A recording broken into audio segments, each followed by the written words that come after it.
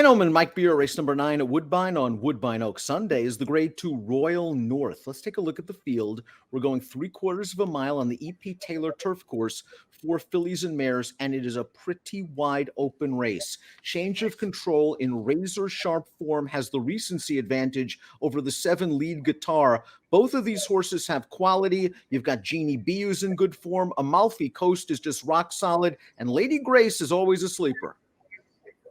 Yeah, I mean, I think that's a pretty nice breakdown right there. This is a very interesting matchup between the two favorites. As you mentioned, one of them has the recency change of control. Her recent form has been excellent. The last time we saw Lead Guitar, though, Dan, she couldn't be stopped. Both Change of Control and Lead Guitar have tactical speed. We throw up the time form US pace projector. Sister Peacock, the 6, Genie's Beep Beep, the 8 both have speed. Lead Guitar might be able to work out a trip that she utilized when she won her final start of 2020, just stalking off the leaders. Yeah, that's her running style. She likes that kind of a trip. We'll see, where the number 4 Change of Control winds up. She certainly doesn't have to be last as the pace projector has her, but I guess we'll see how that all plays out. I happen to think that the 6 Sister Peacock is a pretty dangerous horse if you can get this kind of trip. Amalfi Coast is the number 1, and we'll watch her seasonal debut in the Grade 3 Whimsical on Tapeta going 3/4 of a mile. She's just a rock-solid horse. She shows up every time. I think she might be slightly better on synthetic than turf. She got the run of the race. She was able to split horses. Maybe she was a bit short. The winner of this race, Boardroom, is pretty good, but Amalfi Coast tried hard to finish third, and I think she builds off the effort. Agreed. That was a good performance right there. The horses that ran 1-2 are both really nice. I thought Amalfi Coast ran fine there. She's okay on turf, Dan. I mean, I know you have to go back to 2019 to get to her turf wins, but she's got turf wins. When they brought her back off the layoff on turf going 7.5 last year, she had a terrible trip in that race, and then she ran in 2 graded stakes after that. Do you think 3/4 of a mile is a little too sharp for her? I'm going to say no, especially because I think in this race, there's going to be enough pace for her to maybe sit and make one run. She may not be good enough to beat this field, but she's pretty dangerous at a price. Jeannie B, the number 2, can be forwardly placed. Let's watch her last start. And now winners at 2 other than at Belmont, going 6 on the inner turf. Jeannie B was able to make the front in this race. She takes them all the way under Luis Saez. Buyer speed figures a little light compared to some of the other main contenders in this race, but she's won from on the lead. She's won from off. She can do anything Antonio Gallardo wants. Right. We'll see if she can maybe take a little step forward here. And it's nice that she's versatile because that trip that she got there at Belmont, she's not getting in this race. That pace was not fast. She had no trouble getting to the early lead, and you can see how much she had left there to fight off the challenge in the stretch. She can't make the lead in this race, but maybe she doesn't need it.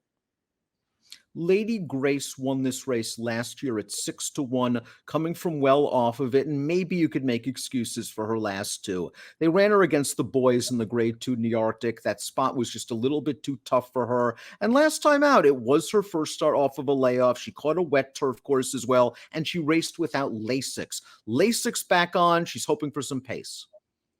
Yeah, I wonder if that's enough of an excuse, Dan, because I tried for a pretty long time to make an excuse. She just didn't run well off the layoff last time. But it was a layoff, and she didn't have the Lasix. So maybe that's enough. I happen to think this filly's pretty good, or this mare now, I guess, is pretty good. And I don't think she's impossible in here.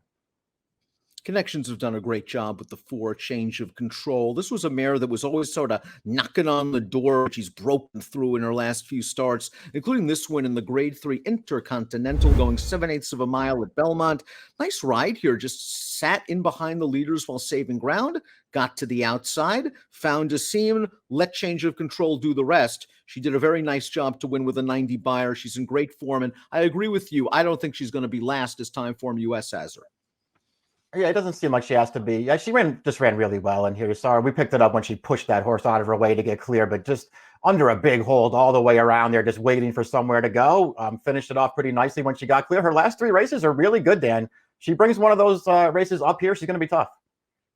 Josie Carroll having a great meet. You're going to get a price on the number 5 Fairy Wren. Let's watch her seasonal debut. Her first start since Halloween, and she's traveling sweetly turning into the stretch. She's in behind horses. It looks like she's really going to fire a big shot, and she's just kind of one-paced in the stretch, Mike. She runs third. She has to run faster on a speed figure standpoint. She's lightly raced that I would expect a forward move second time back. Yeah, maybe she could build off of this run because I'm with you. She did finally get room and just doesn't really have much of a kick. And, it's just another race for her where she just didn't really take the step forward. I mean, she's run 6 times in a row on turf now. She's run basically the same figure every time.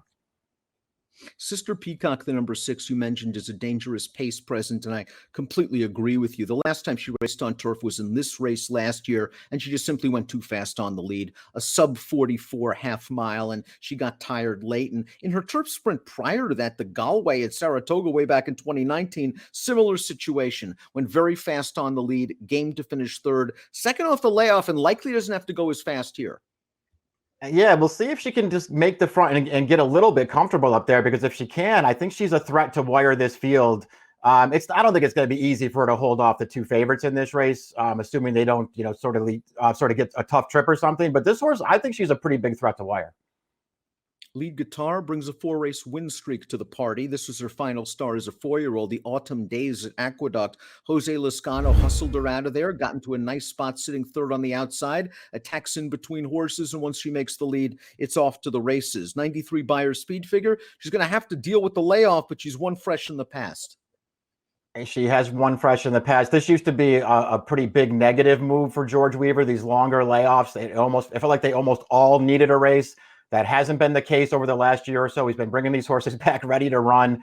And this mare is obviously very good, Dan. We'll see if she can pick up where she left off. Jeannie's Beep Beep could be part of the pace picture, a pace pressing winner in the race we're going to show you right now. First start back at Woodbine for Norm McKnight, in for a $60,000 tag in this race. Got up close on the Tapeta, drew off as the favorite. Big step up in class. Not sure she's as good on turf. Yeah, I wonder if she's as good on turf too.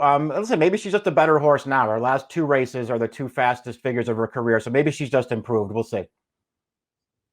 Take a look at our top selections for the Grade 2 Royal North Stakes. I'm going to go with Weaver. I looked him up in formula. He's over 30 at Woodbine. I'm going to take those numbers with a grain of salt, though. Lead Guitar, I think, is going to be a strong contender. Change of control, has the recency, has the tactical speed. Should be a nice battle. Yeah, I agree. I'm just going to take the recency, Dan. I allowed that to sway me because at the end of the day, I couldn't talk myself into Lady Grace, even though I wanted to. 4376 for Mike, 7341 for me. The Grade 2 Royal North on Woodbine Oak Sunday. Good luck.